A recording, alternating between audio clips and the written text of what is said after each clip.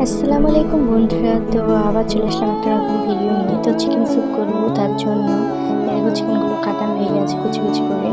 তারপর আমি পানিতে দিয়ে দিলাম, গরম পানিতে।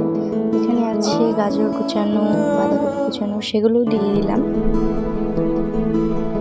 চিকেন স্যুপের জন্য আন্দাজ মতো দিয়ে দিলাম। তারপরে এখানে আমাদের দুপুরের জন্য ভাতও চাপিয়ে দিয়েছি। তো ওটা আস্তে আস্তে হচ্ছে। আজকে অনেক লেট হয়ে গেল, তো দুপুরে রান্নাটা একসঙ্গে করে নিচ্ছি। তো স্যুপটা 2 মিনিটের জন্য ফোটাতে দিলাম।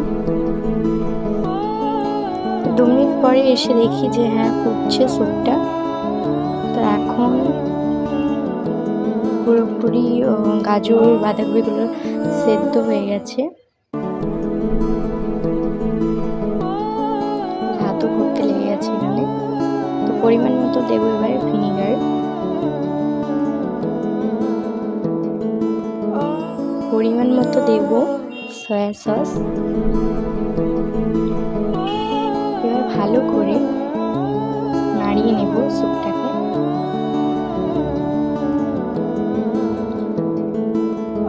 এই দেখুন, কালারটা একটু হালকা চেঞ্জ হয়ে গেল।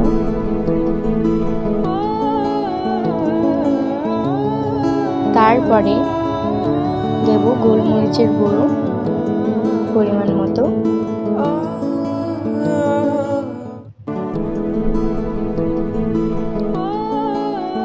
আবার ভালো করে নেড়ে নেব স্যুপটাকে ভালো করে।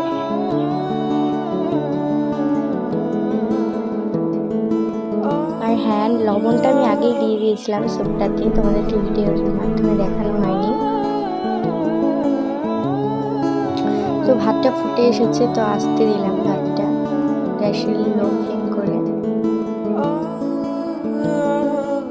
এই দেখুন, ভাতটাও হয়ে এসছে আর কিছুক্ষণ।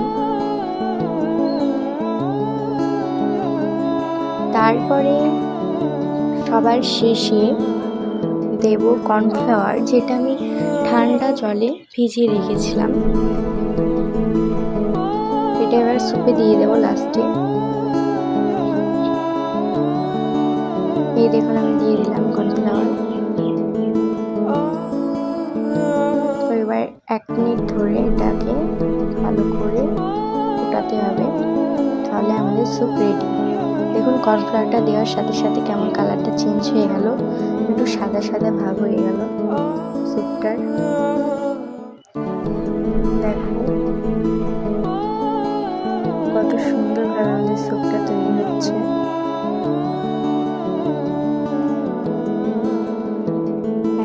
ধরে এটাকে এবার একটু ফোটাতে দিতে হবে।